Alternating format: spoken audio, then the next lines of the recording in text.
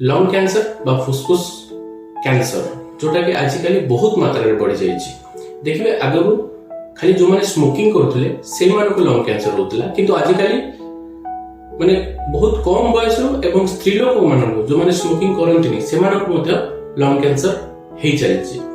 तार कारण है प्रथम है मुख्य कारण लंग कैंसर है स्मोकिंग, द्वितीय कारण है सेकेंड हैंड स्मोकिंग माने आपण के स्मोकिंग करते ता पाखरे जदी आपण ठिया होचंती सेटा भी गोटे प्रकार स्मोकिंग। तृतीय जिंस है हमर बॉडी रे जेनेटिक्स थाए, से जेनेटिक्स रे जो किछि चेंजेस हेले सेटा भी लंग कैंसर करि पारे।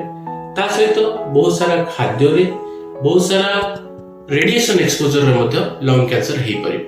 माने आपण देखिते बहुत जगह रे लोक गोटे पर्टिकुलर एरिया रो बहुत लंग कैंसर बाहंती ता माने से जगह रे कोनोसी प्रकार असुविधा अछि, एनवायरमेंटल कंडीशन हो कि सॉइल प्रॉब्लम हो कि कोनोसी प्रकार खाद्य रिलेटेड प्रॉब्लम हो सेति में लंग कैंसर हबार चांसेस बढ़ी जाए।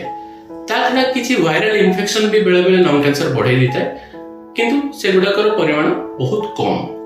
अच्छा लंग कैंसर हेले हमको कौन असुविधा हुए?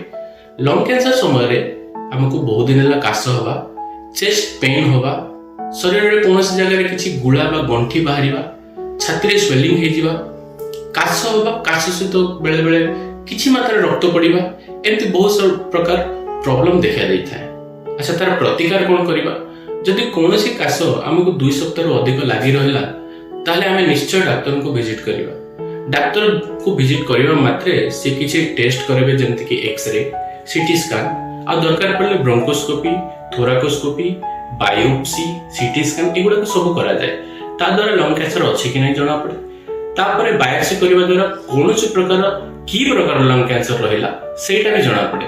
ता अनुसार आमे डाक्टर को परामर्श अनुसार केमोथेरापी, रेडियोथेरापी किंबा नुआ नुआ ट्रीटमेंट जेंति टारगेटेड थेरापी किंबा इम्यूनोथेरापी वाला ट्रीटमेंट मध्य दिया जाए।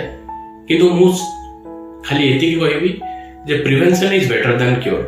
कोनोसी प्रकार असुविधा पड़िबा पूर्व जोटा से असुविधा को बढ़ाई थाए माने मु मुख्यतः कहबी स्मोकिंग तो दूर ही रहंतु।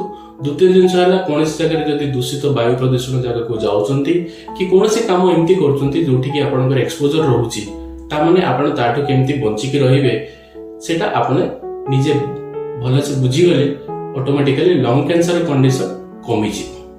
Thank you.